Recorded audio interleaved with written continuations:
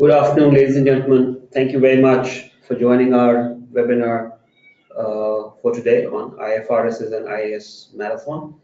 I just wanted to share a few things with you, and that's why starting the webinar from this. First of all, thank you very much for all the feedback that all of you have been sending us. This is very, very encouraging and really, really encouraged and motivated to run more sessions like these for you.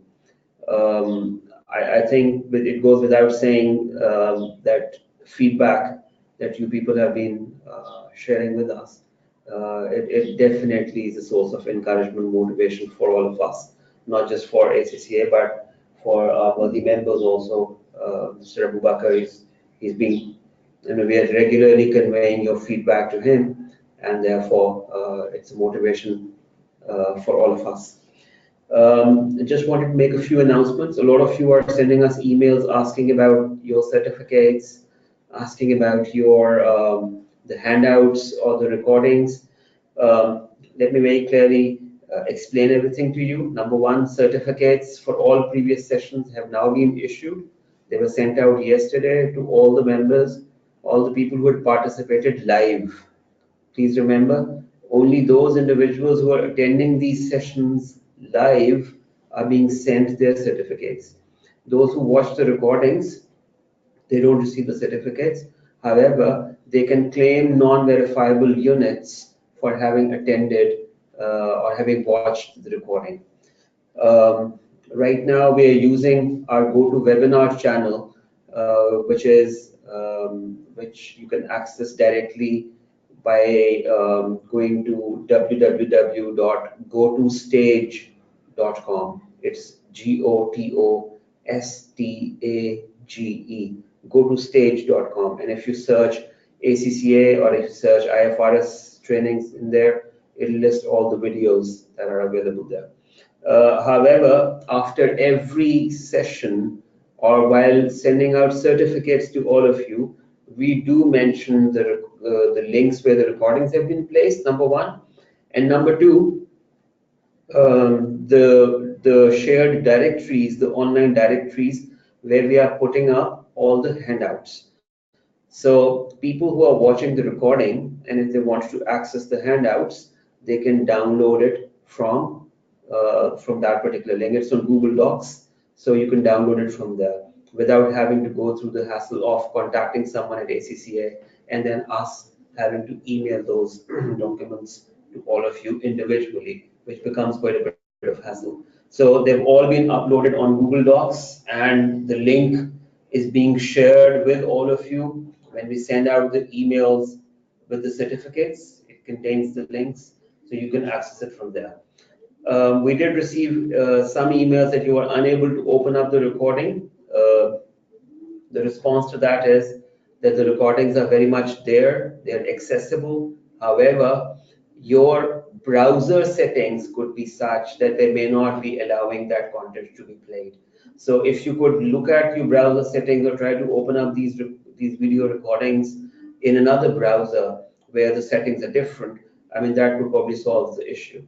So there are certain browser restrictions which sort of stop your browser to open up a document from Google Docs, for example. So if you can change that, fair enough. If not, use another browser and try to access the same resources. So thank you very much once again. I think I cannot reiterate the fact that your feedback, I cannot reiterate the fact enough that the feedback that you provide us is very, very valuable to us and is regularly conveyed back to the trainer. So for example, an ACCA member suggested to us that we should spend more time on disclosures, and that was immediately discussed with Abu Bakr Sahib, and he had already sort of received this feedback, and he has now incorporated more disclosure related information in the webinars. So thank you all very much.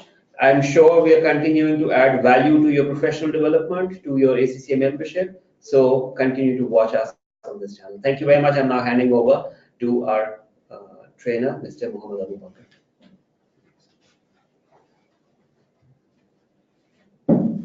Thank you very much, Mr. Harun.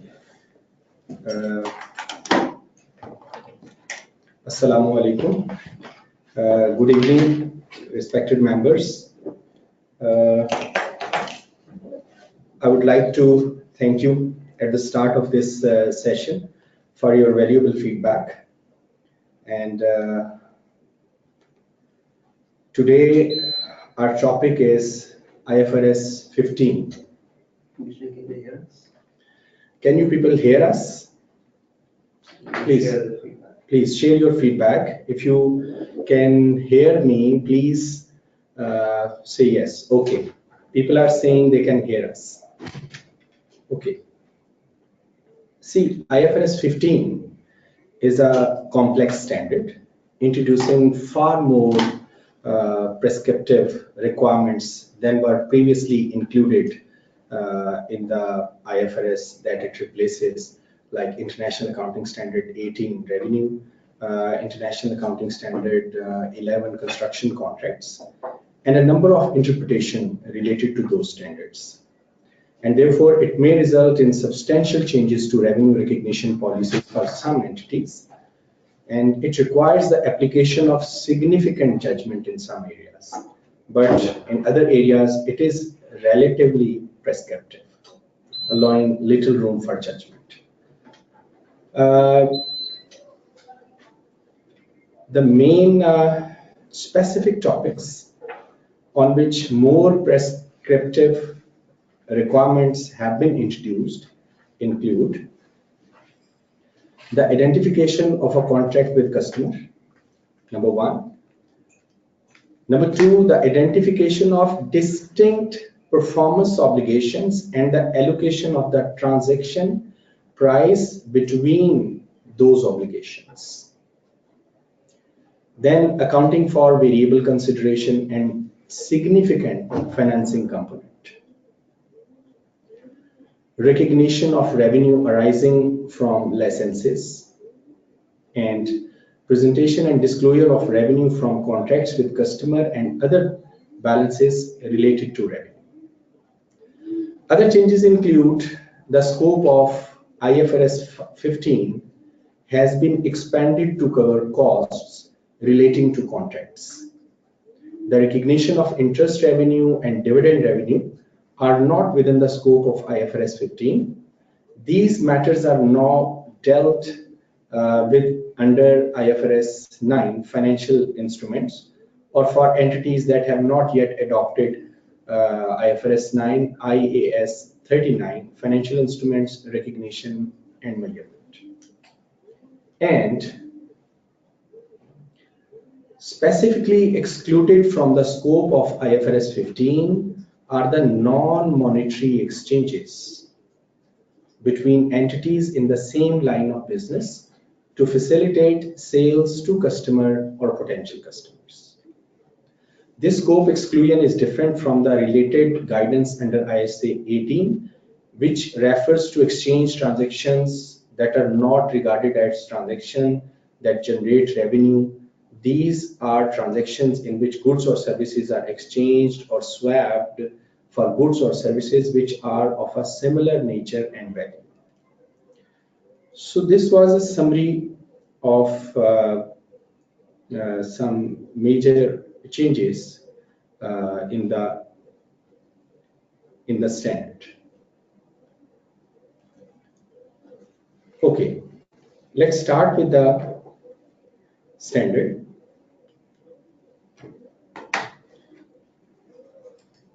And in today's session, I will try to discuss the transition provision at length.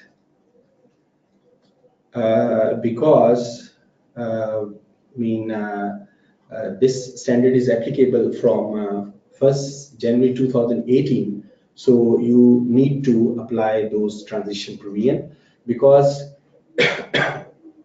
as compared to our last session on this same standard, standard setters has given some relaxation so far as the application of this standard is concerned. They have given some other approaches as well so far as the retrospective application is concerned. So we shall be discussing in a practical way how can you apply this standard, what are the options available if you feel that retrospective application is difficult or complex, or you cannot apply for those, especially those contracts which are running from last couple of years, or maybe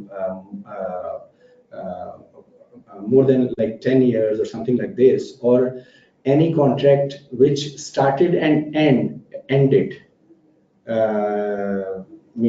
somewhere in an year, which is appearing in the comparative information.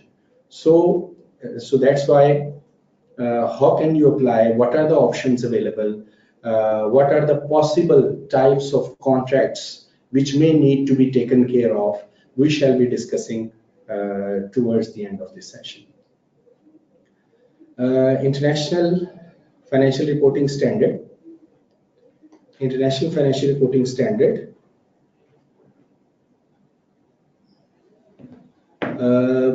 replaces the following standards and interpretation. As I said earlier, International Accounting Standard 11, construction contracts, International Accounting Standard 18, revenue, interpretation 13, customer loyalty programs. Now, these loyalty programs will be dealt under this new standard.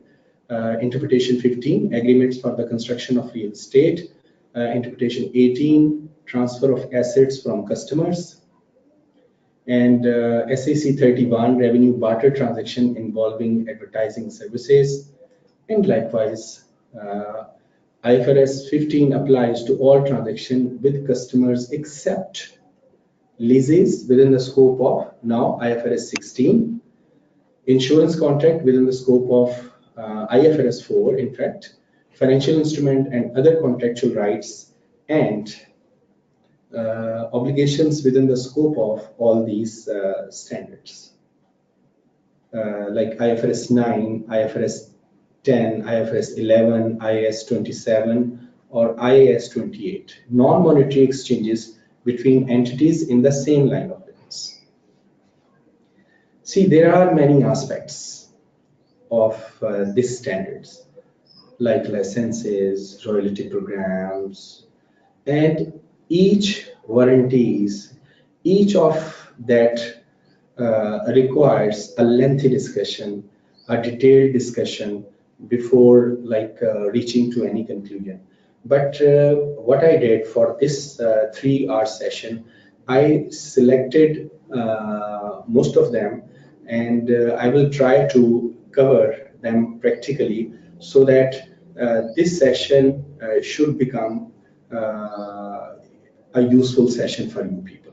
Whatever we discuss, that should be, I will try to make it as clear as possible with the help of different examples taken from the standards, taken from the other sources, taken from my own firm sources, or from our own practical experiences. So I will try to make them as clear as possible. So I would request that your questions should be specific to the concept which is being discussed, because within this 3-hour session we cannot cover this standard 100%.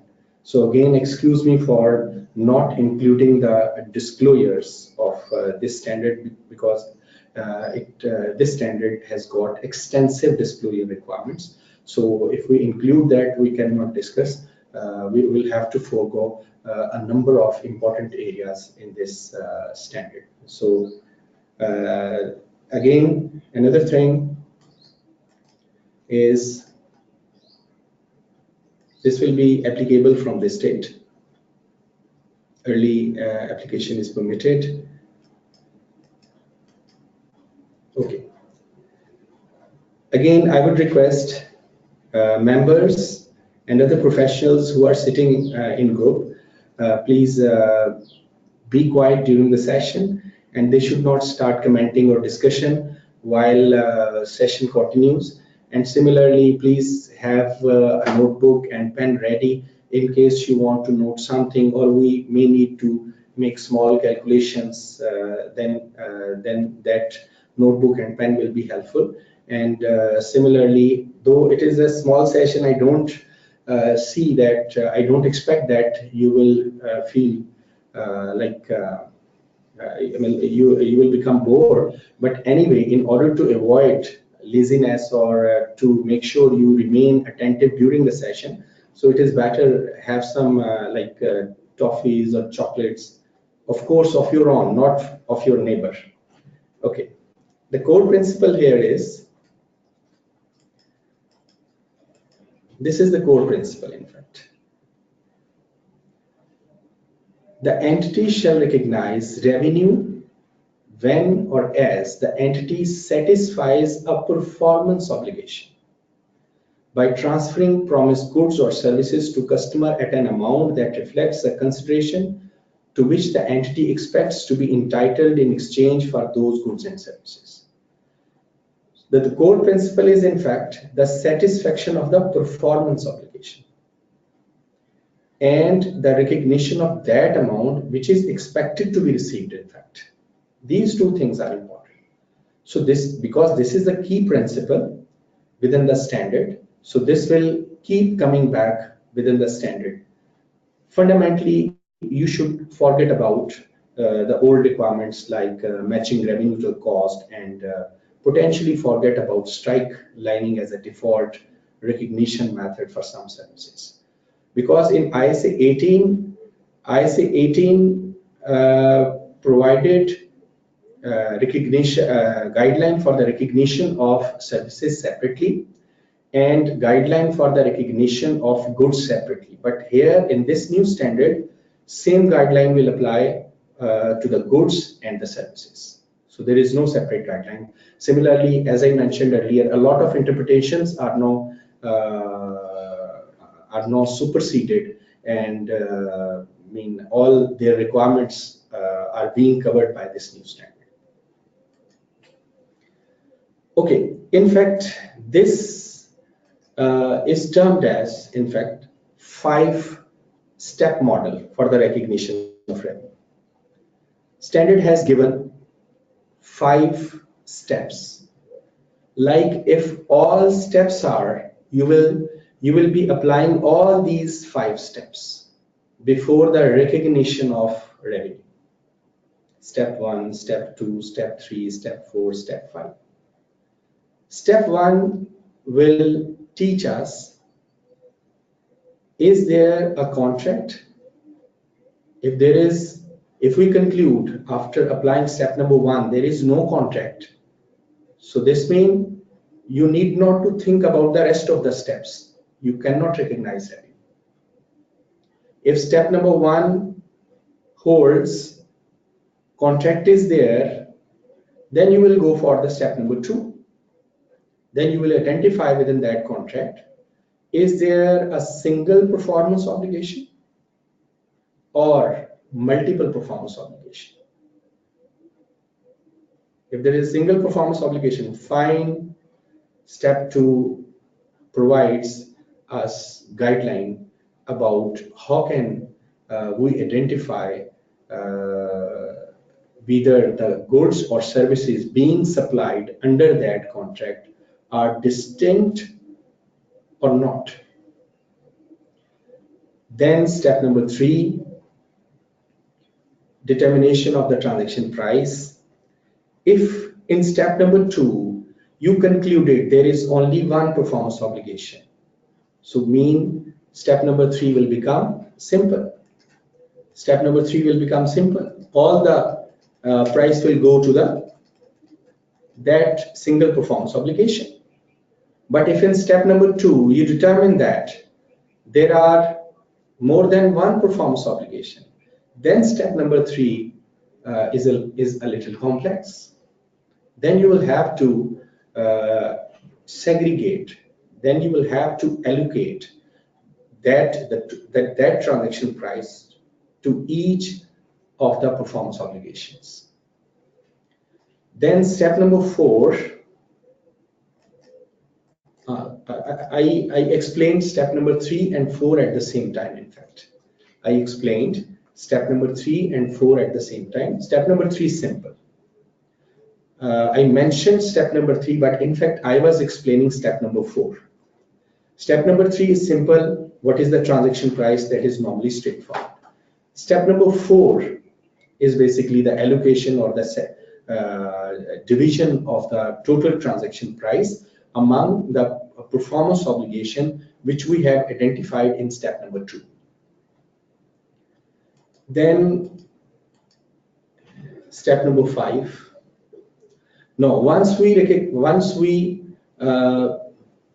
calculated the amount of transaction price to be allocated to each performance obligation, step number 5 will teach us like should we recognize that amount over the time or at a point in time.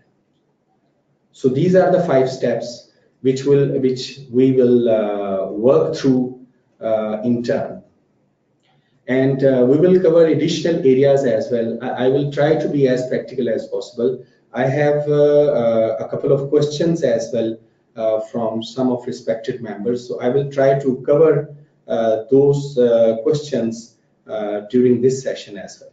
But in case these are not covered, so they can ask those questions. But I have already, I'm going to open those questions in front of me, so that while discussing or discussing all these steps and the requirements of this new standard, I will try to cover those questions as well. So this is good. This practice is good. I appreciate, like Naeem Qureshi, this helps me in planning my discussion. So something which is like creating problem in your mind. So it is better if you could send it before the start of the session. So this helped me in planning the my session. Okay. Now let's move to step number 1. Step number 1 is basically you need to identify, is there a contract with the customer? So this is the first step. So what is the contract? So for contract, the parties to the contract must have approved the contract in writing, orally, or employed by customary business practices and are committed to perform their respective obligations. So the entity can identify each party rights regarding the goods or services to be transferred. Mean within that particular contract, these elements should be there. Number 1, that contract is approved by the party. Number 1. Number 2, the entity can identify the respective each party's rights regarding the goods or services to be transferred. The third one is the entity can identify the payment terms for goods or services to be transferred. Fourth one is the contract has commercial substance, that is the risk, timing, or amount of the entity's future cash flows is expected to change as a result of the contract. And it is probable that the entity will collect the consideration to which it will be entitled in exchange for the goods or services that will be transferred to the customer. See, in case of normal retail sales, you go to the local grocery store and there is no written contract between customer and shopkeeper, but there is an oral or employed contract in that transaction. So contract is there. Contract does not exist if both parties can cancel without penalty. For example, if a customer called you and told you that he will be ordering you like 1,000 units next month. Sorry. So this commitment is not enforceable in law. So that's why this purchase order can be cancelled without penalty. So in this case, this is not a contract. If I mean, any party can cancel it without penalty. Okay, I will, rest of the points are quite obvious. Uh, I would like to draw your attention towards this last point, probable collection of consideration. This is very important.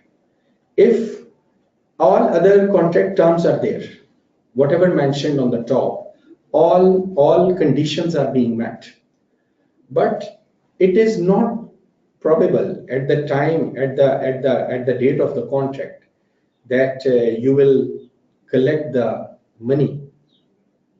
So you cannot, this means this is not a contract. For example, an entity, I suppose I have this material. Yes, you people can see this material, please. You can see this material, lecture examples.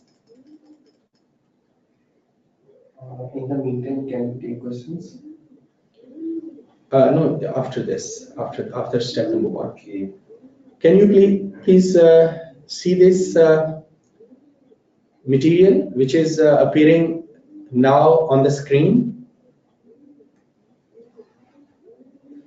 Please answer yes or no. Yes. Yes, okay, fine. See, through this example, we will learn two things. First,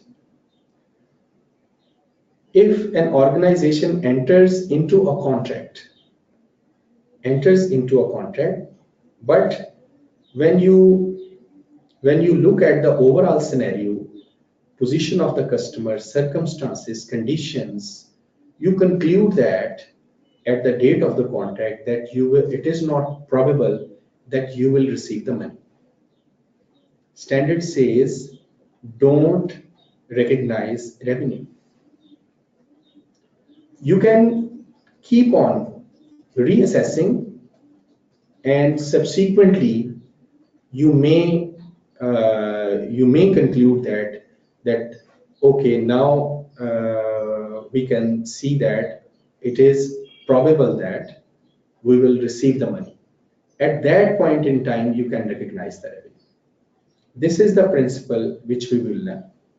What you will do, whatever you have received before that, small amount or a part of that amount, that will be recorded as a liability. Cash or bank debit, liability credit. I will be taking your question, but after certain steps, or even after the completion of first step, I myself will be telling you when you need to write down your question, so that concept could be discussed in continuity. I will revise again. We are discussing step number 1. Step number 1, you people know that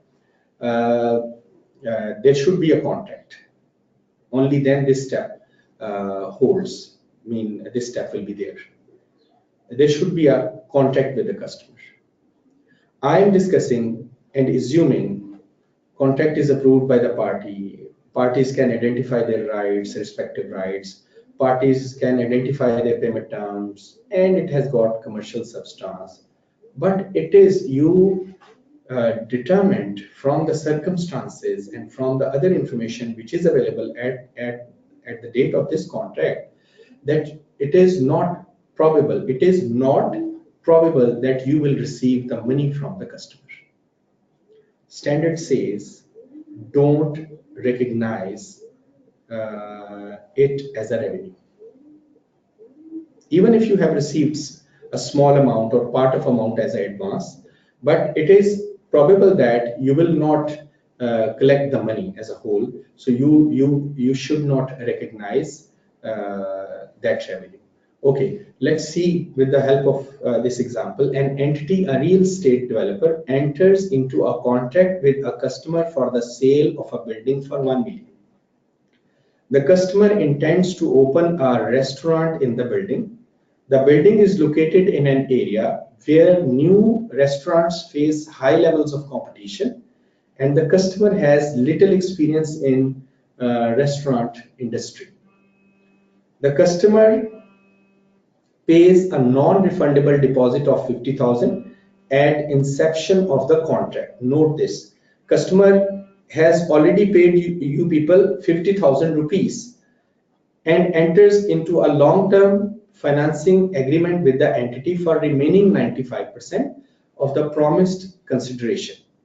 The financing arrangement is provided on a non-recourse basis, which means that if the customer defaults, the entity can repossess the building but cannot seek further compensation from the customer even if the collateral does not cover the full value of the amount owed. The entity's cost of the building is 600,000. The customer obtains control of the building at contract inception.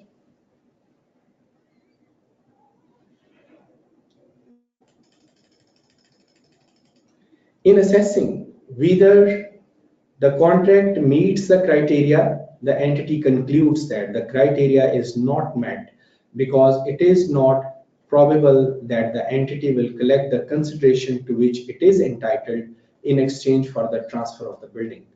In reaching this conclusion, the entity observes that the customer's ability and intention to pay may be in doubt because of the following factors. Customer intends to repay loan, which has a significant balance, primarily from income derived from the restaurant. It's restaurant business, which is a business facing significant risk because of high competition in the industry and the customer's limited experience. The customer lacks other income or assets that could be used to repay the loan, and the customer liability under the loan is limited because the loan is non-recourse. On this basis, you concluded that it is not probable. The last condition, the last condition is not being met. This last condition, this one, is not being met. So you will not recognize 1 million as our revenue. Okay, what about 50,000 which you have received in advance? For that, the principle is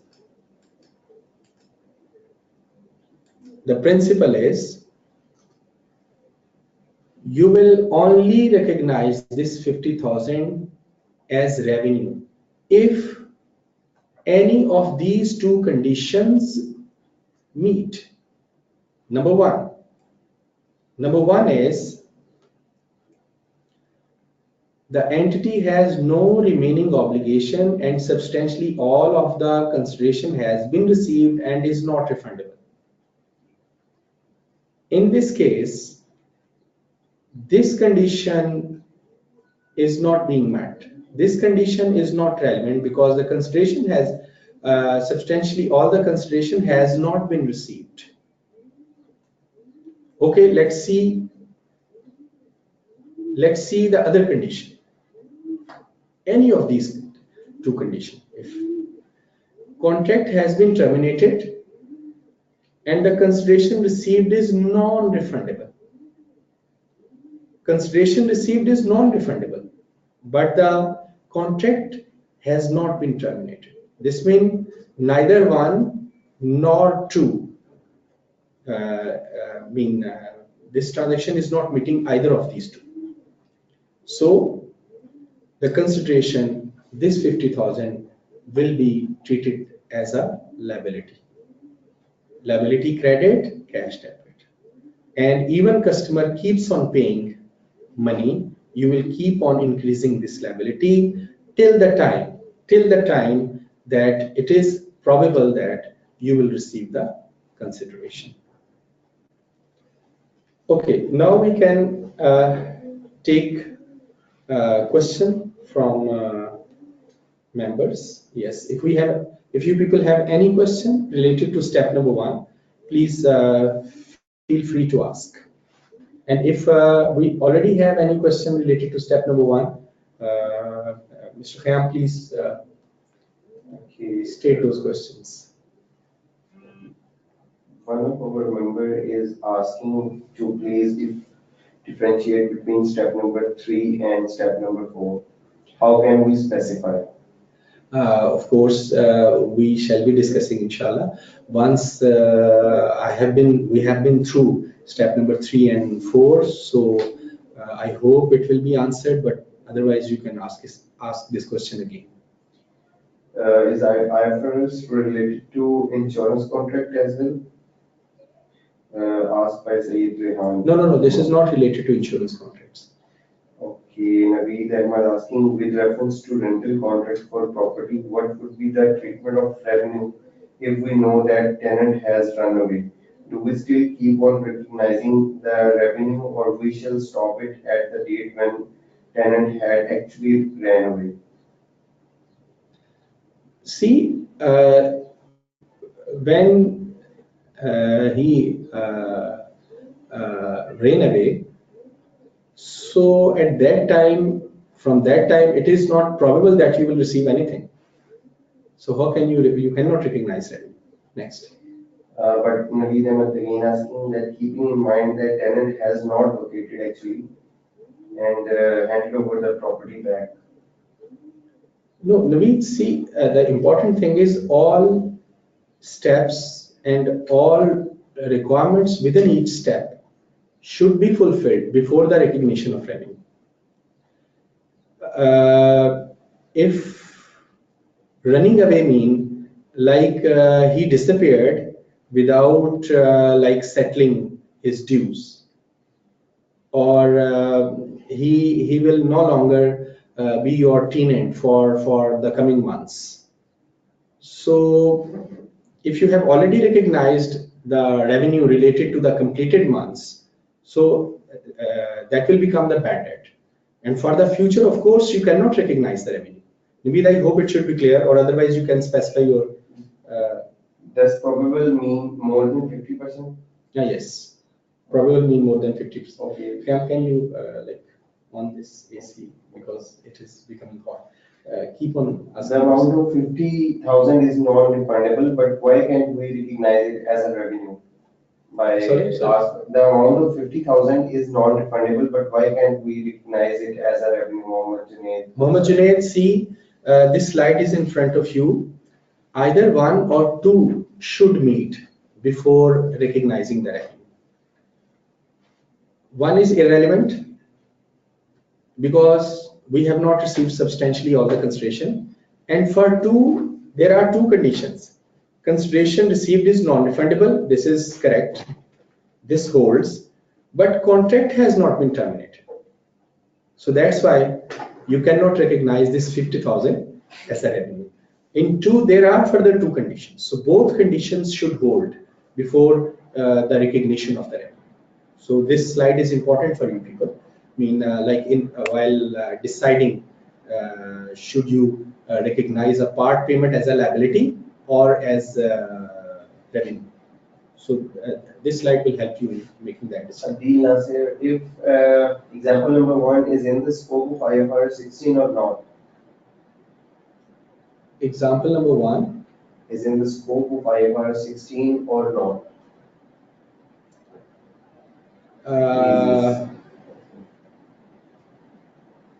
Example number 1 is basically a sale on deferred payment. So this is not the right of use. This is outside the scope of IFRS 16. Adil, I hope it should be clear. Next. Kindly explain the rationale of crediting liability in case of non-refundable deposit. Mariam Alaudi. Mariam, see, I have summarized these rules in front of you. Simply, Mariam, remember that like any of these two must satisfy before recognizing whatever amount you have received in advance as a revenue. If none of these two conditions hold, then you will be recognizing that amount as a liability. Okay, can you please explain again point number 1 in step 1 of the assumptions? Point number 1 in step 4. point number 1 in step 1, Rabia, entity has no remaining obligations, mean you have fulfilled your obligations, mean you have transferred the promised goods or services to the client and substantially you have received the money, and there are 3 conditions within number 1, and those that money is non-refundable. If these 3 conditions are there, so you can recognize the money received as a revenue. Next. How can we measure the reliability or probability to ensure that there is no overstatement in the revenue? Who is this? Fateh. Fateh, see, as we have seen in example number 1, you will analyze the whole situation, of course, of your customer, like you perform the credit rating, and all these methodologies will be applied before reaching any conclusion. Of course, individual circumstances of your customers play a major role in your decision. Like here we have seen, like they people will pay the amount from the revenue of this restaurant, then they do not have experience of this restaurant. Further, they do not have other assets from which they can like repay your amount. So all these factors are indicating that it is not probable that you will receive the money. So you have to analyze, mean subjectivity is involved, mean the approach is not very prescriptive. You have to apply your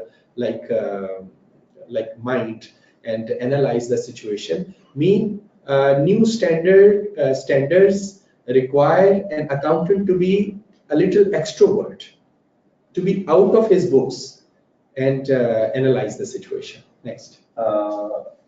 If it is non-refundable, then what's the logic behind you recognize it as a liability? Logic is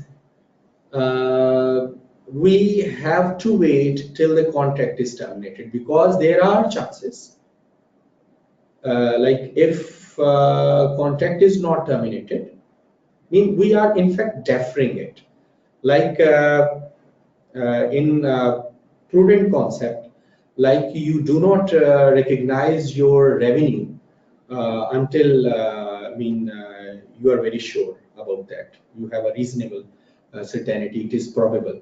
So it is only a prudent concept. You keep it as a liability once the situation is clear. How situation can be cleared? Like project is terminated, and the money which you have received as per the contract, it is non-refundable. Now the situation is clear. Now you can recognize as a revenue. Otherwise, before that, it's a matter of you have taken precautionary measures. In fact. Next. Should the revenue be recognized if customer has utilized the building for 1 year and we receive part payment related to that? It means that we have provided them services. Who is this? Shiraz Kalibaksh. Shiraz, providing services. You mean you have fulfilled your obligation. Is not the decision factor. The decision factor, is it still probable that you will receive them? Okay, we can move further. There are lots of questions. Okay, can you please tell it? It's okay. You can continue with the Okay. session. Okay, we move to the step number 2. So a contract not meeting criteria, and you should constantly assess this contract to determine whether it subsequently meets the criteria. Okay, this was the step number 1. Now step number 2, identification of the separate performance obligation. Why is identifying the performance obligation is important because it determines when and to what extent revenue is recognized. I repeat, why is identifying the performance obligation is important? Because it determines when and to what extent revenue is recognized. In a contract with a customer, there could be one performance obligation. Mean you need to supply, you have one promise, or there is a possibility that there are multiple promises for the supply of goods or services under a contract. In that case, within that contract, there will be more than one performance obligations. You will have to segregate. Okay, this is very critical. Step number one is easy. Don't bother about that. Simply remember slide number 2, where we have learned, like if you have received a part of money, but certain things are not being fulfilled, and keep it just a liability. Once all those conditions are there, simply like treat it as if step number 1 has, step number 1 holds. Step 2 is very important. That is straightforward. Only you need to remember certain things. Step 2 is, in fact, you have to go through your details of your contract. You have to go through the details of your contract and need to ask 2 things to yourself. Number 1, is the good or service capable of being distinct? And is the good or service distinct in the context of the contract? No, this is a standard language. Of course, this is a little difficult. So I shall try to explain 1 and 2. How can you see, like, is the good or service capable of being distinct? Like in a contract, the services and the goods which will be supplied, which are promised in that contract, you need to ask these 2 questions. If the answer to these 2 questions is yes, then those goods and services are distinct, and there are they will be covered under separate performance obligations. What is performance obligation? Performance obligation is, in fact, promise to supply goods or services. In this step, we try to see how many promises are there, 1 or more. How can you see that? Okay, if the contract cover more than 1 goods or services, if there is a 1 good or service, that is not an issue. Step number 1 is easy, simply 1 performance obligation, 1 promise to supply that good or supply that service. But where you need to ask these 2 questions when there are apparently more than 1 promises to supply goods and services, or services and services, mean more than 1 promises. Here you need to determine whether all these promises are capable of being being treated as a separate performance obligation, or they will have to be treated as a 1 performance obligation. So this is the question here. Okay, how you can see, like, this is the goods or the service is capable of being distinct. Number 1, if you can note, please note it. Is the good or service capable of being distinct? Okay, let me use one of our okay, I use this.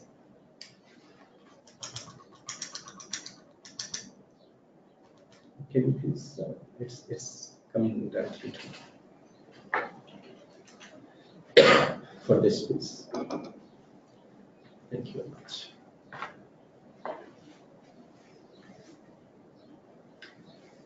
See, okay.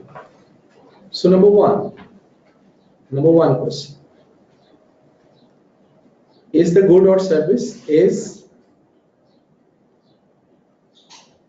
the good or service capable of being distinct?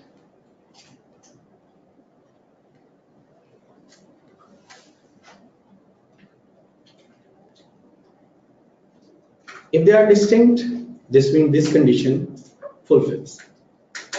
How can we see that? Number one,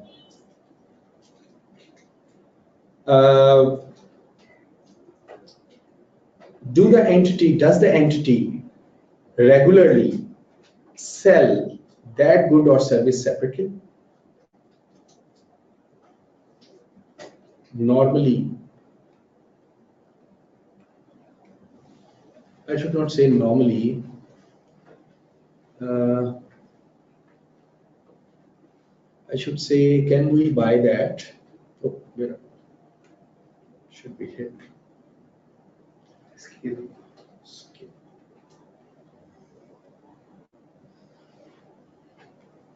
Okay. Can be bought separately?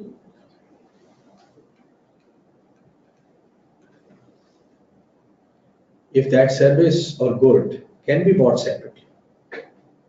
So this means that good or service is distinct, or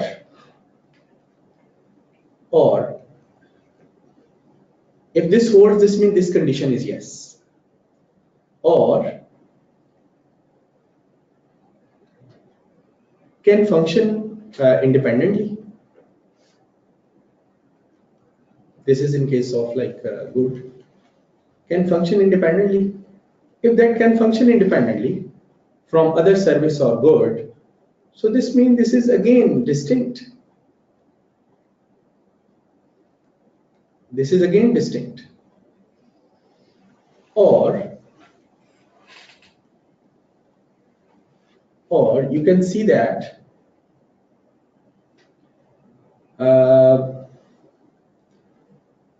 one is already transferred.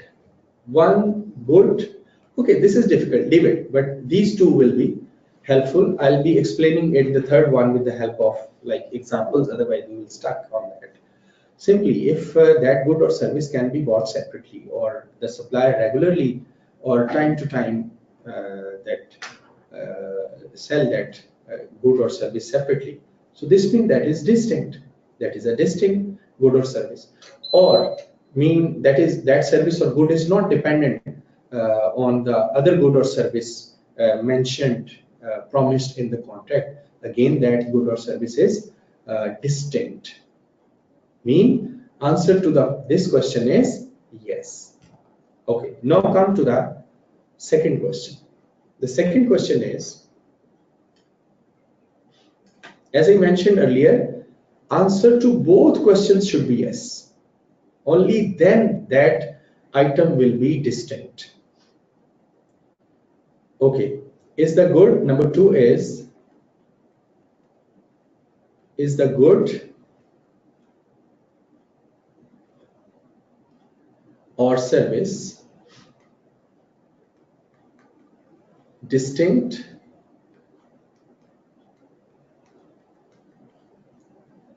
in the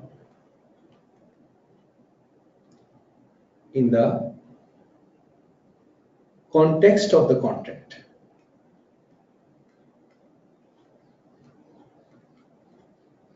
In the context of the contract. Okay, so how can we see this? Simply see three things. Simply just try to determine three things.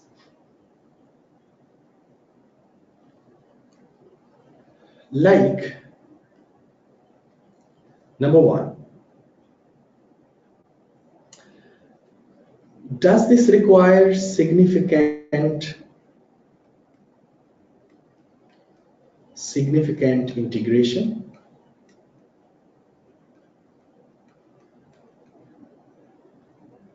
If yes, this means that service or good is not distinct. Significant integration with other goods and services. Or like, does this require significant customization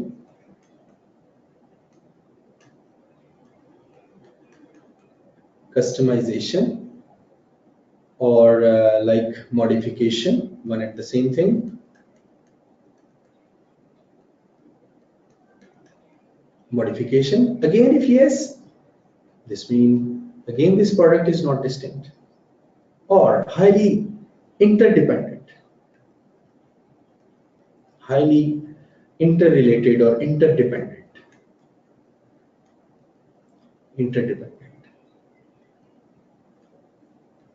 Okay, we can discuss this with the help of examples. Okay, let's go to the example number 10. We have here example number 10. This is the example number 10. Okay, example number 10. Here I have handouts for sample number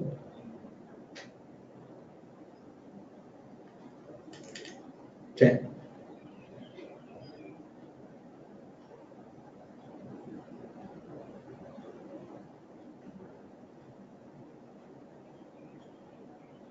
Okay.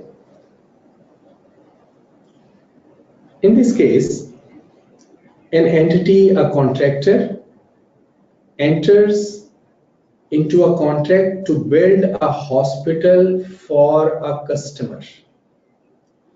The entity is responsible for the overall management of the project and identifies various goods and services. Let me open this in front of me as well, so that I should be comfortable so far as its reading is concerned. Okay.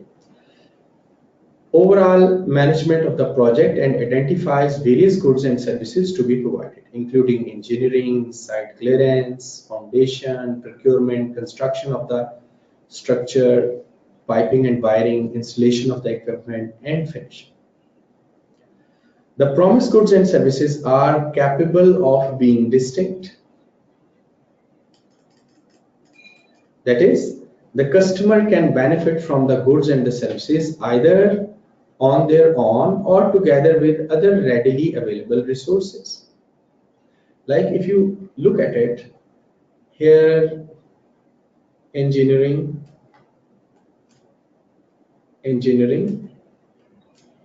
site clearance, I can use this. Sorry. Okay, let me use this.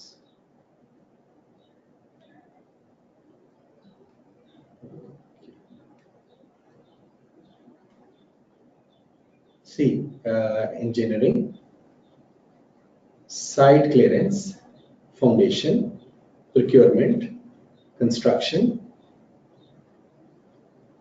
piping and wiring, installation of equipment, and finishing. Of course, all these are capable of being distinct. You can hire any other person for foundation.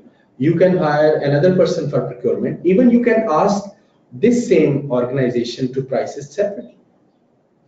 So the first condition is being met. That is, the customer can benefit from the goods or services either on their own or together with other readily available resources. This is basically evidenced by the fact that the entity or the competitors of the entity regularly sells many of these goods and services separately to other customers. In addition, the customer could generate economic benefits from the individual goods and mean they regularly sells these services to the other customers. So this is the key point. So this means this condition, this number one condition is there, can be bought separately. All these services, which are in fact meant for the building of the hospital, can be bought separately. So this means first condition, all these services which are comprising, which are involved in the construction of the hospital are capable of being distinct because of the first reason. You can buy it from this same supplier separately. For piping, you can ask them for piping, you can ask them for engineering, you can ask them for the foundation, you can go for separately. So the first condition is being met. Now let's have a look at about the second condition. See, the second condition is, in fact, the second condition is not being met. Why? Because this is evidenced by the fact that entity provides a significant service of integrating the goods and services, the inputs into the hospital, the combined output for which the customer has contracted. Customer has not contracted for piping, foundation, engineering, construction, finishing. Customer has contracted for a combined output, which is a hospital. So in this case, all these different products and services are in fact integrated with each other. Because they are integrated with each other, so this means they are not capable of being distinct in the context of the contract. So second condition is not being met. So this contract is a single performance obligation. So this contract is a single performance obligation. Because both criteria are not met, the goods and services are not distinct, the entity accounts for all the goods and services in the contract as a single performance obligation, which is the construction of the hospital. Okay, now let's move to the second example. Here,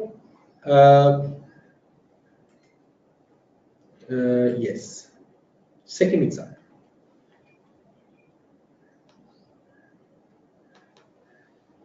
In this case, an entity, a software developer,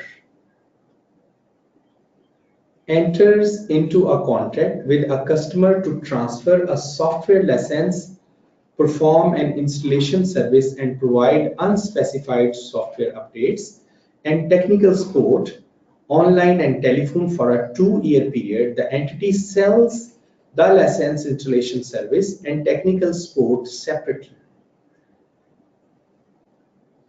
The installation service includes changing the web screen for each type of user. For example, marketing, inventory, management, and information technology. The installation service is routinely performed by other entities and does not significantly modify the software. The software remains functional without the updates and the technical support. See, now my question is, determine which goods and services are distinct in accordance with IFRS 15. The goods and services involved in this scenario, if I just increase its size to make it more visible. So here we can see that we have here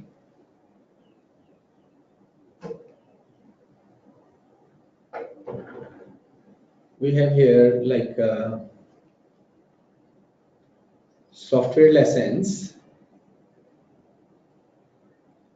installation service, software updates, in technical support. Technical support.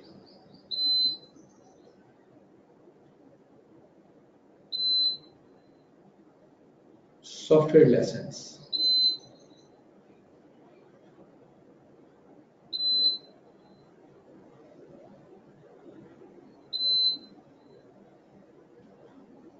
Okay. Okay, software lessons. I can mention here. Oh, it is moving. Anyway, software lessons. This is one.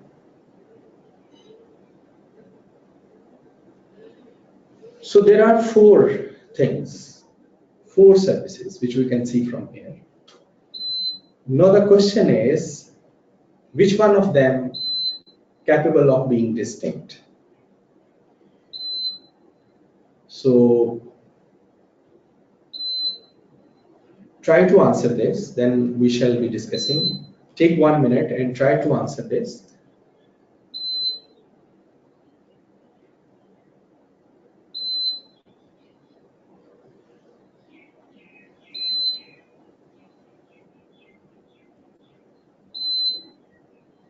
Okay.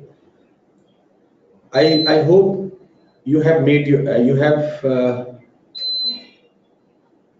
have made up your mind. See, the software is delivered before other goods and services and remains functional without the updates and the technical support. Thus, the entity concludes that the customer can benefit from each of the goods and services either on their own or together with the other goods and services that are readily available, and the criteria, number one criteria is being met. Number one criteria is met. Mean all these services are distinct. Now let's look at the second criteria in the context of the contract. See, the entity also consider factors for that and determines that the promise to transfer each good and service to the customer is separately identifiable from each of the other promises. Like installation service does not significantly modify or customize the software itself, and as such, the software and installation service are separate outputs promised by the entity instead of inputs used to produce a combined output. Like in case of hospital, all those goods and services were promised by the entity to produce a combined output. Here, it is not the case. These are the separate outputs. Like installation is separate, software is separate, software can function without that installation. Significant installation integration is not involved. If you just go back to our here you can see that none of these exist.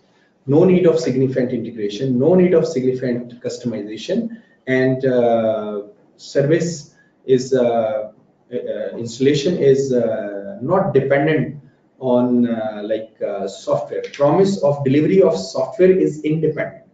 They can deliver software without providing installation service. Company can buy it later on, no problem. So that's why second condition is not met. Second condition meets. Why? Because none of these exists. So that's why all these four are separate. All these four are separate performance obligations. So our performance obligations will be number one will be software license, number two installation service, number three software updates, and number four technical support. Now let's look at case B. In case of case B, the promised goods and services are the same as in case A above, except that the contract specifies that as part of the installation service, the software is to be substantially customized to add significant new functionality to enable the software to interface with other customized software application used by the customer. The customized installation service can be provided by other entities. Determine which goods and services are distinct in accordance with IFRS 15. Please make up your mind, try to identify, try to apply those two conditions.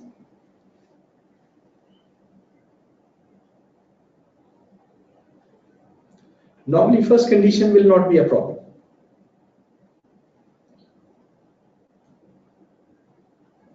Okay. Here, there will be 3 performance obligations.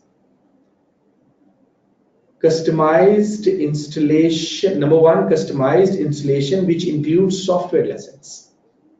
This is number 1. Number 2, software updates. And number 3, technical support.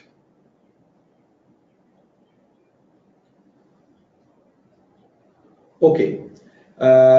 If we have any question, I can answer them now. Okay, we have lots of questions over Yes, here. please. Let me get back to the first one. Can you please ask? Should we credit the liability of non-refundable advance in the example as a deferred income? Which example? He didn't mention any. We have example 10, 11, and earlier we have. With regard to non-refundable payment received. Again, not mentioning any. Non-refundable payment received. What is his question? I get it. His point of view. What is his question? Main question. Should we credit the liability of non-refundable advance in the example as a deferred income? I think from the No, it is not a deferred income. It is not simply liability. Simply liability, because for deferred income, you must be knowing why it is a deferred income. Why you feel that it is deferred income? Maria Malaudin asked, Deferred income. Yes. kindly explain the rationale of crediting liability in case of non-refundable deposit. And kindly explain the rationale of crediting liability in case of non-refundable deposit. 50,000. Apologies for the typo error. Again, what's the question? Kindly explain the rationale of crediting liability in case of non-refundable deposit. Okay, Miriam, tell me one question. You have received the money from a customer. Very simple. And that is in fact a part of the revenue. But when you want to recognize it as a revenue and try to apply the criteria given in new standard, you realized that you cannot recognize it as a revenue. So what you will do with that money? Of course, liability. Cash debit, liability credit. Once either contract is terminated, this is already non-refundable, contract is terminated, then you can transfer this amount from liability to revenue. Mayam, I hope it should be clear. Adil Nasir, in the point number 2, when contract has been terminated, how we recognize revenue? Simply liability debit, revenue credit. Okay, if there is no termination clause in the contract or silent, then contract will exist or not? Muhammad Ishaq. Muhammad Ishaq, if contract is silent, I mean nothing is mentioned, then we will have to look at the specific situation of the transaction. So that specific situation can vary from one contract to other contract. That will help us in deciding the course of action. Okay. If the customer does not pay further amount and quits, then we will consider 50,000 as income. Yes. Kamlesh Kumar. Yes, complete income. You will debit liability and revenue credit. Next. Rashid Hanif, dear sir, also conduct some webinar on international standards on auditing, please. Just before the start of this session, Mr. Harun was discussing this point with me. So hopefully we will be inshallah conducting, especially on CAMs, key audit matters, because practically I have seen even within my firm and there is a need. We are already developing a lot of material for usage within our firm, and that is being provided from our head office. But I feel that because there are a large number of firms which do not have such resources, so I think these are important and we shall be considering it. We have already started thinking on these lines. So we should address those areas. But I would request CAM is one area. If all of you people can highlight those areas where you need sessions to be conducted, so that will be very helpful. Because normally audit is considered to be an easy part. Of course, a lot of material is very easy, but still there are areas, especially for those people who are working at a supervisor and managerial director and partner level. There, of course, they are they need to apply certain standards which are really need to be explained, need to be discussed from time to time. So I would request all of you to email to Mr. Harun or to me as well, if you think it is appropriate, those areas where you feel that we should conduct these sessions. Next. If tenant disappeared and unable to collect remaining considerations, so will there be impact on irrecoverables? Usman. This is, of course, bad debt. Next. Okay, if client has given PDC checks against the contract, but we have, I think, post-dated checks. Post-dated checks. Against the contract, but we have not received the money at year end. Even post-dated checks are already due or expired. Should we still recognize the revenue? In UAE, if we have checks, we always assume that inflow is always probable, either through client or through court if we have legal courts. You are right. If it is possible, like here in Pakistan, if you, I mean, this will vary from country to country, because even if you have post-dated check these days here in Pakistan, and I mean, there is no guarantee that you will receive this money. So that's why this will vary from country.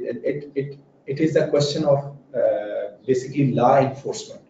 If you feel that your law enforcement agencies are working well and you have, I mean, you will be able to recover that money, of course you can recognize your revenue. No problem at all. Next. I think pay orders are alternative to post-dated checks. No, they are not in fact alternative. They are basically money in your hand. Yes.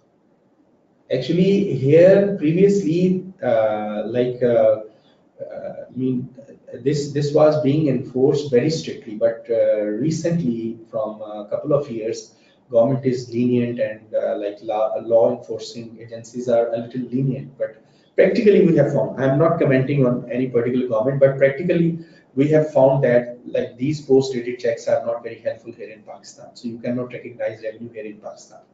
Next. If consideration is non-refundable, then why we are recognizing it as liability? No, we don't have to pay it. Shiraz, as I explained earlier to Mariam as well. Shiraz, please listen me carefully. You enter into a contract with a customer, and customer paid you like 100 rupee, $100 as advance. Now you want to, the question is, because you will be debiting the cash. Now the question is, should I credit revenue? The answer of this question will be like coming from this new standard. And this new standard says, if it is not probable that you will receive the consideration, you should not recognize the revenue. This means revenue cannot be credited. So what should be the credit? Liability will be credited. Shiraz, I hope this is quite logical. I explained it earlier. Even you can listen to it again in recording, please. If an entity enters into a contract with a potential to supply goods in a bulk quantity, but there is an ambiguity for entity to determine that in how much time the customer will pay for goods dispatched, in fact. Should we recognize this transaction as revenue?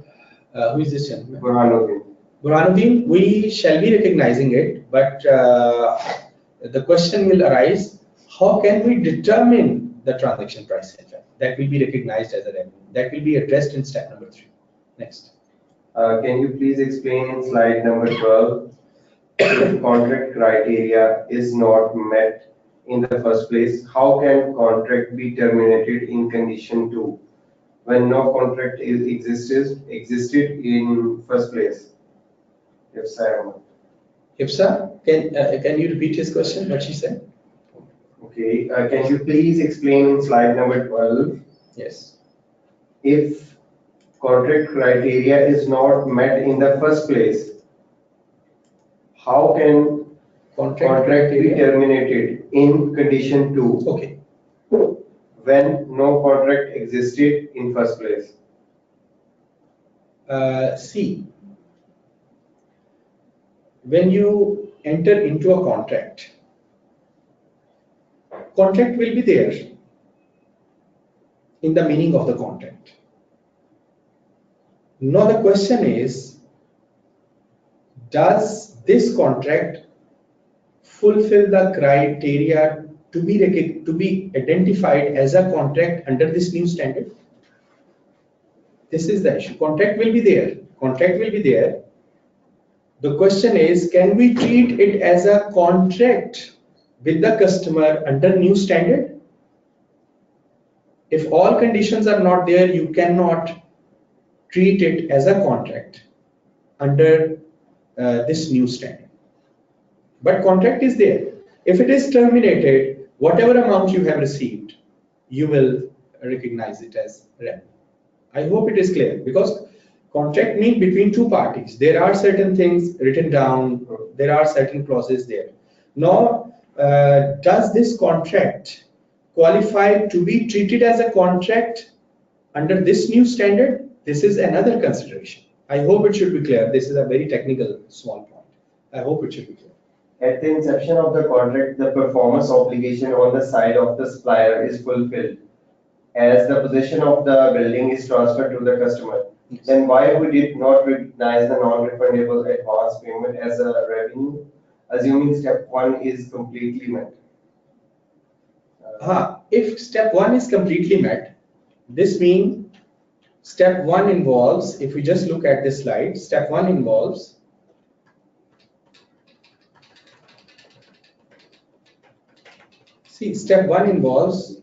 probable collection of consideration. If this condition meets, then you can recognize that. But if you just look at that particular scenario, this condition is not met. Contract is there, but as per 15, that contract is not identified because the last condition is not being met. I hope it should be clear. Next.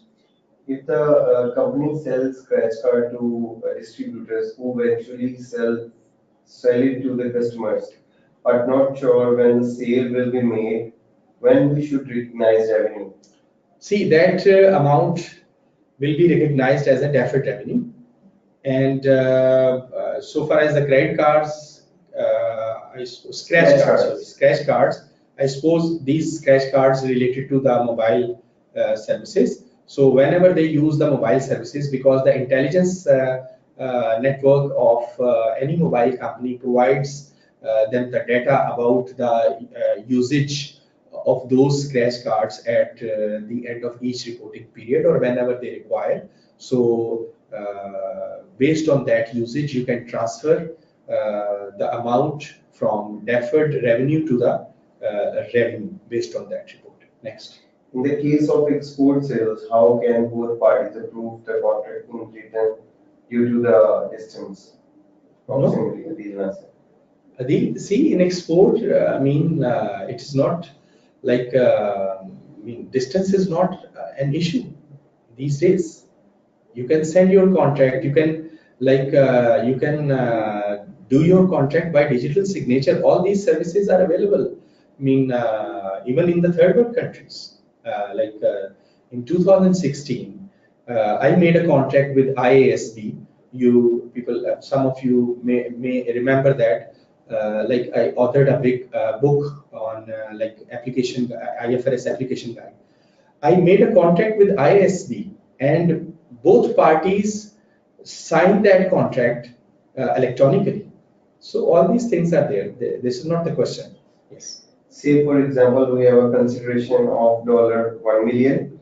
When we say substantially, does it mean full $1 million or it can be 6 lakh? Substantially mean like 7, 8, this is More than judgmental, more than 50%, but it is better more than like 60 or 60. But this is my personal point of view. For sure, more than 50%. For sure. Next. Could you explain contract terminated in second condition? Usman, what is your exact question? How should what is the angle that should be explained? Okay, until the time he writes us with particular theory, we will be having another question. Particularly not in all cases, all the info is available. So how to deal in that case? See, ask question. I am expecting that you should ask question about step number 2. That is important. Mohammed Wasif, again, information about business, customers, other assets. Okay, we will be having another question. Once we have received non-refundable income, we can recognize because we are not going to return. Is the assessment of probability judgmental and depends largely on the management?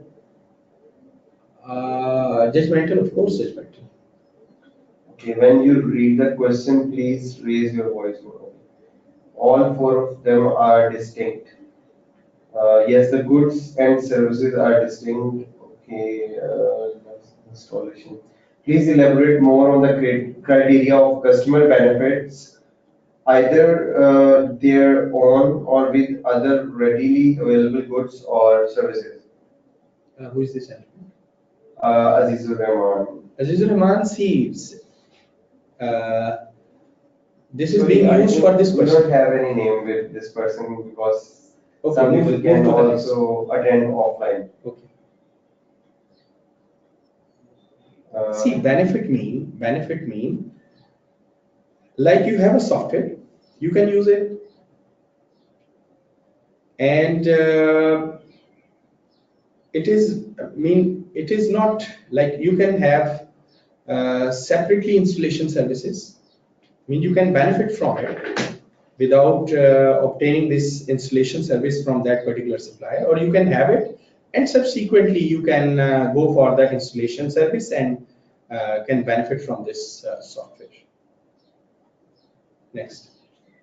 If there is partial delivery of goods in 2 different tax reporting periods, should we book the revenue in each month or combine it in the last month? It's country with the VAT regime. Goods are apparels that are distinct. Azizur Rahman. Azizur Rahman, can you repeat your question? I suppose this is if there is partial delivery of goods in 2 different tax reporting period. Okay. Should we book the revenue in each month or combine it in the last month? It is country with VAT regime. Azizur Rahman, see, this is not the question related to any step. This is basically, in fact, your basic accounting principle. Whatever you supplied in a particular year, that will be recognized in that particular year. And the remaining supply will be recognized as a revenue in the next year when you supplied it, in fact. I mean, this is nothing to do with step number 1 and step number 2. Next. Can you please explain fund management services? Will it be distinct or not? See, fund management services. Fund management services. Service. I mean, what is your exact question? In fact, there should be more than one. Will it be distinct or not? Fund management, of course, distinct, but it depends on the whole situation. Within that situation, we can see that what other services are being provided,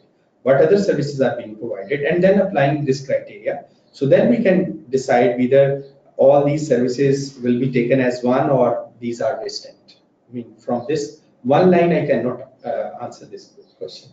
Can we recognize revenue if we have undated security checks covering the outstanding amount from the customer against the contract? Again, this depends upon the country. If you are in a country where these checks will be honored anyway, either by the customer or through the court, then you can, otherwise not. In case B, I suppose the customized installation that modifies the software is not a distinct service. You are right. Kindly tell me whether I am right. You are right. Okay, same with actually you are on those questions which were asked maybe 20 minutes before. Anyway, you are like asking those questions in a row, isn't it? Yes. I mean, you are trying not to ignore any of the questions. Okay, fine, no problem. Can you give me this? In case P, goods and services are distinct, it would be appreciated if you conduct webinars on ISAs regarding client acceptance procedures. Thanks. Client acceptance procedure. Okay, well noted, but it is better because this is in the comment. It is better send an email, small email, one line to Mr. Haroon and to me as well if you want. So this is noted. This is well because this is very important area. This is again related to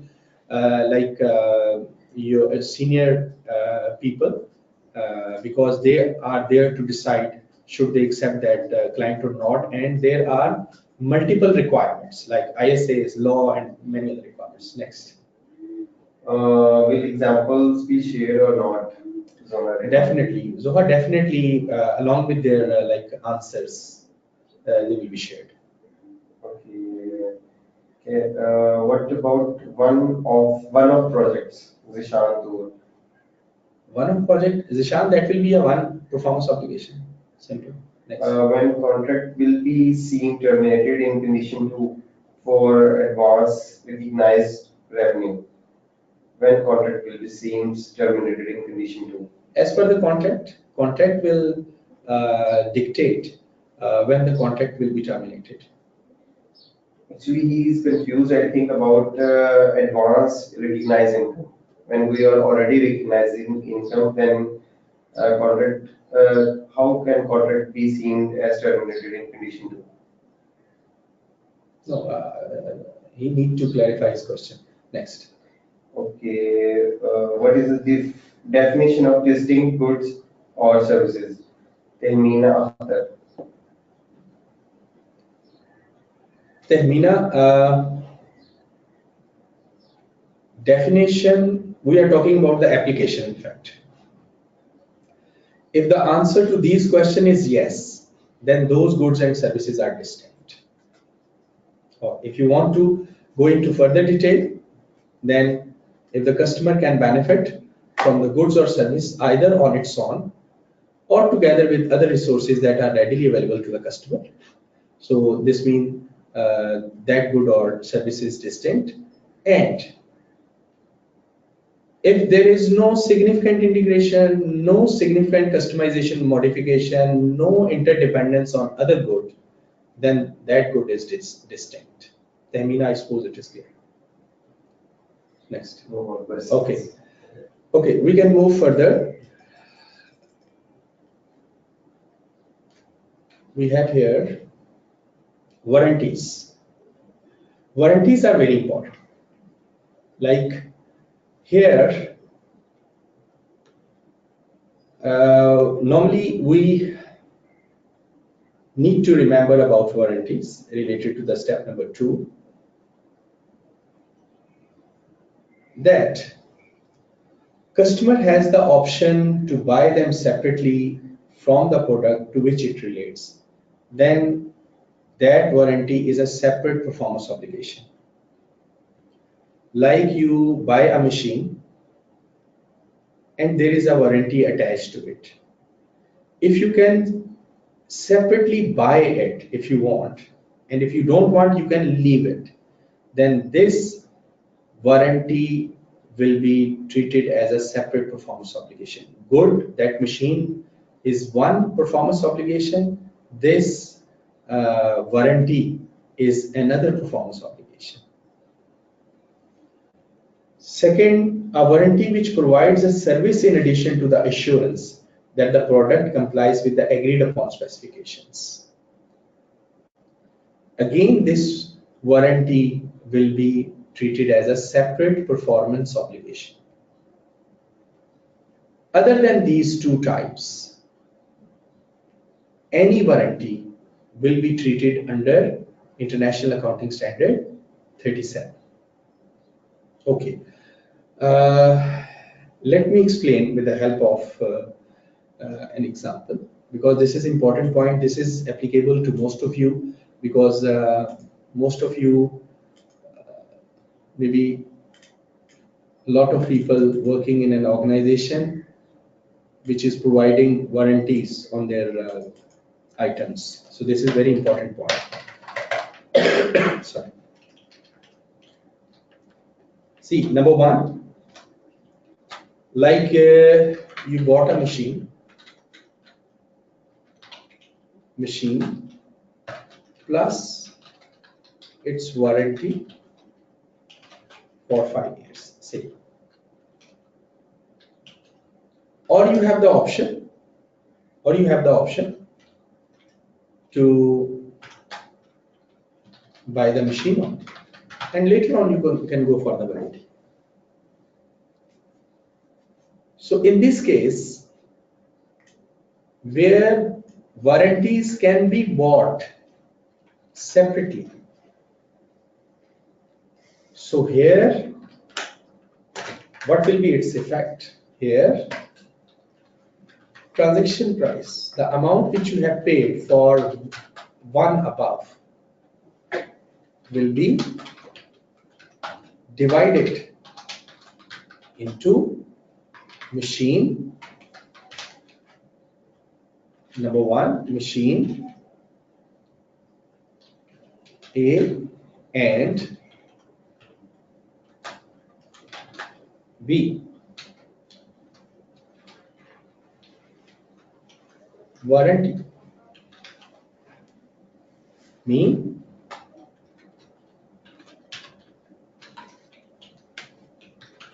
there are two performance obligations.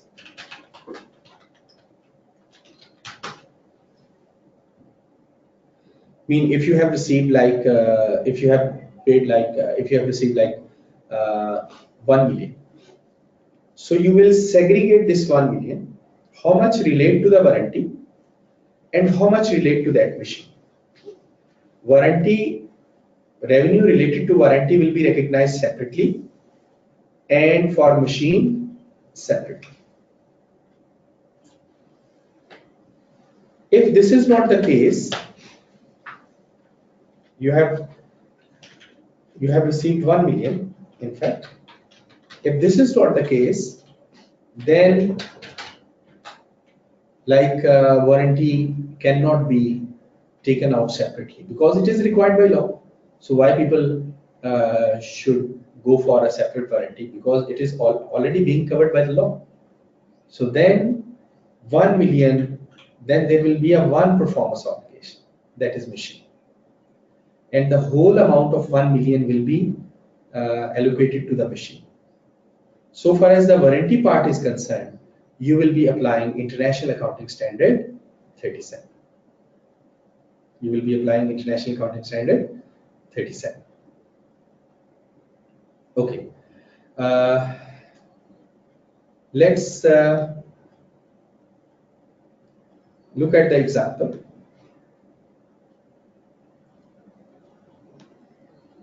Okay. Example is a luggage manufacturer provides all customer with a lifetime warranty that covers all defects and damages, including those arising from normal wear and tear. Okay. In this case, the service type warranty will be a separate performance obligation. The amount which you have paid for that luggage will be divided. The company will divide that transaction price and allocate them between luggage and the service type warranty. So this is related to the warranty. But if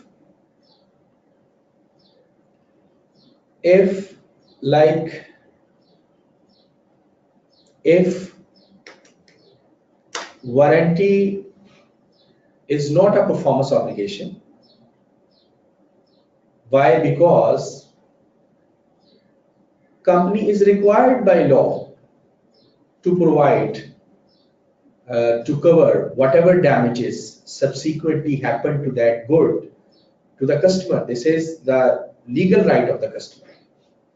Then that warranty will be treated under International Accounting Standard 37. Like here in this example, a washing machine sells for $500 with a 1-year warranty. The dealer knows from experience that 15% of these machines develop a fault in the first year and that the average cost of repair is $100. He sells 200 machines. How does he account for this sale?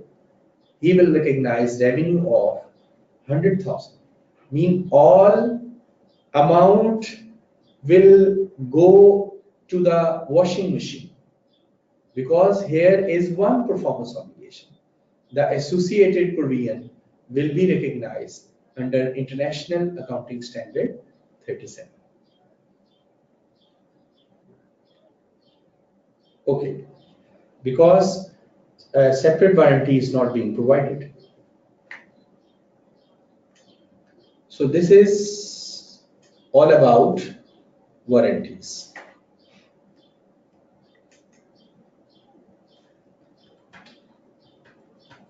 Now, step number 3. Step number 3 is determination of the transaction price. Okay, before moving to the step number 3, I just want to highlight one point from step number 2, which is this. If there are series of distinct services that are substantially the same, have the same pattern of transfer the customer, that contract can be treated if you want. I mean, they are distinct. If you want, you can distinct them. You can treat them separately, but you can, if you want, you can treat them as a single performance obligation. So the example is an entity enters into a contract with a customer to provide a weekly service to clean a customer's offices for 1 year. The contract is signed on 1st January 20X1 and the work begins immediately. The entity concludes that the service is a single performance obligation because the entity is providing a series of distinct services that are substantially the same and have the same pattern of transfer. I again read it. An entity enters into a contract with a customer to provide a weekly service to clean a customer's offices for 1 year. Each week is distinct. The contract is signed on 1st January 20x1 and work begins immediately. The entity concludes that the service is a single performance obligation because the entity is providing a series of distinct services that are substantially the same and have the same pattern of transfer. In that case, standard allows you to treat those distinct goods and services which are substantially the same, have the same pattern of transfer as a single performance obligation. Okay, now move to the step number 3. Step number 3 is again very important because in step number 3, we learn how can we determine the transaction price. Before discussing the transaction price, we can have a asr prayer break.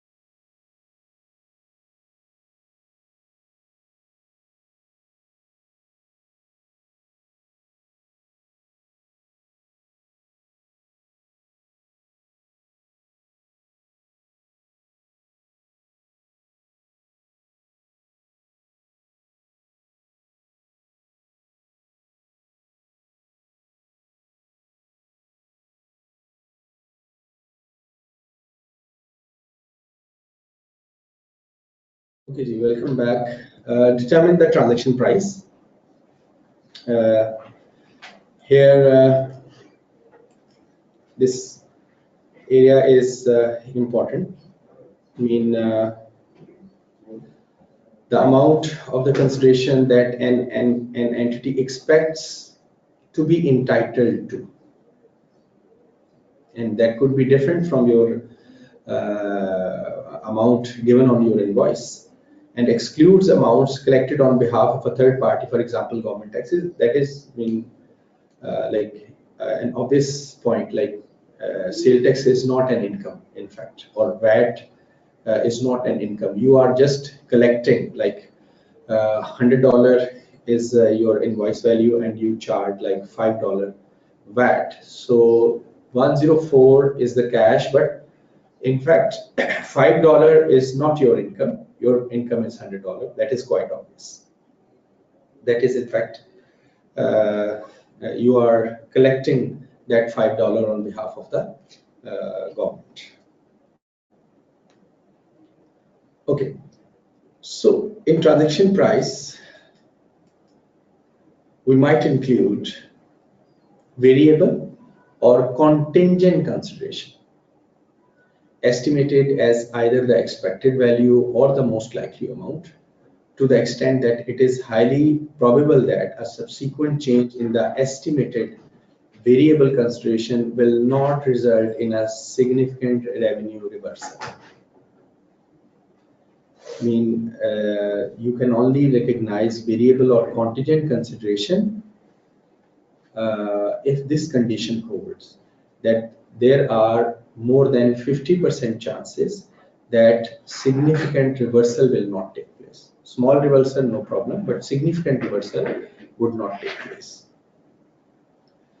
See, example of variable consideration include discounts, rebates, refunds, price concessions, credits, and penalties.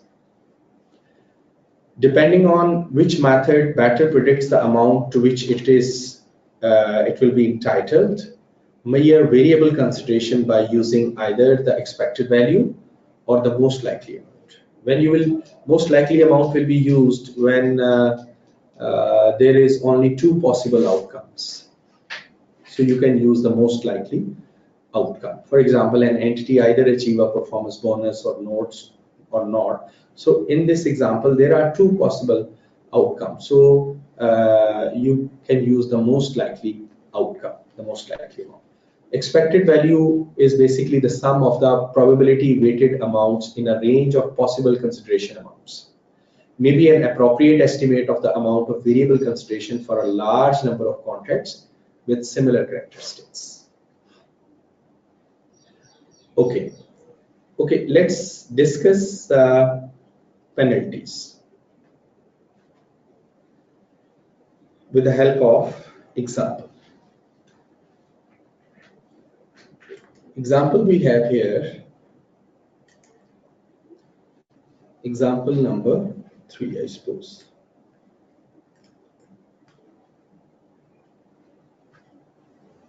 Example number 3. See, an entity enters into a contract with a customer to build an asset for $1 million. In addition, the terms of the contract include a penalty of $100,000 if the construction is not completed within 3 months of a date specified in the contract. The entity concludes that the consideration promised in the contract includes a fixed amount of $900,000 and a variable amount of $100,000 arising from the penalty. So if it is probable, 900,000 you will be receiving, but 100,000 is contingent consideration. You can include this 100,000 in the total consideration if it is probable that significant reversal will not take place. So here you can include. The entity concludes that the consideration includes a fixed amount and a variable amount of arising from the penalty. Okay. Now Next example is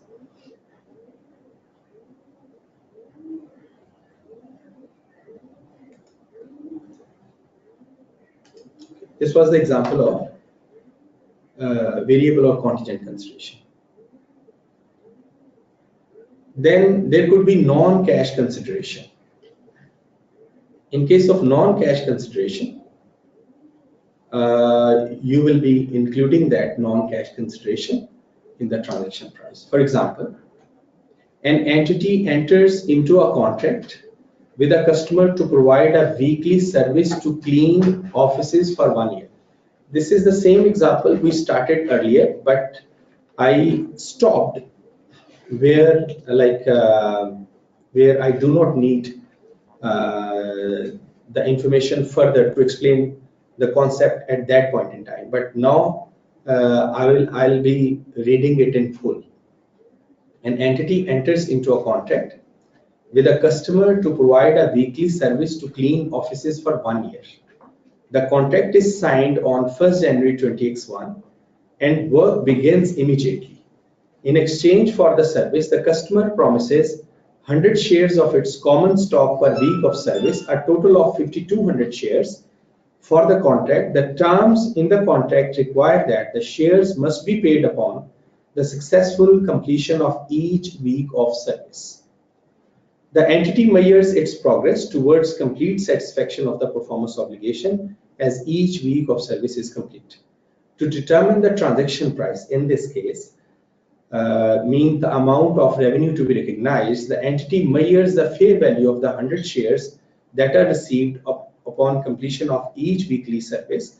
The entity does not reflect any subsequent changes in the fair value of the shares received or receivable in revenue. So here, entity will be receiving 100 shares. So once a week is over, entity is entitled for those 100 shares. Entity will calculate the fair value of those 100 shares and record the revenue. Any subsequent change to the fair value of those shares will not affect already recognized revenue. So this is the non-cash consideration. Consideration payable to customers. Consideration payable to customers.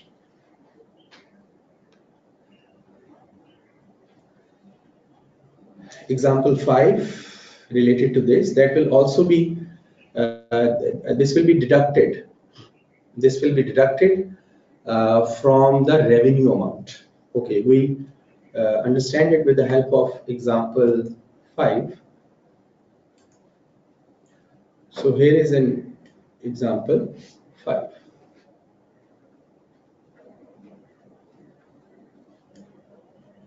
An entity that manufactures consumer goods enters into a 1-year contract to sell goods to a customer that is a large global chain of retail stores. The customer commits to buy at least $15 million of products during the year. The contract also requires the entity to make a non-refundable payment of $1.5 million to the customer at the inception of the contract. The $1.5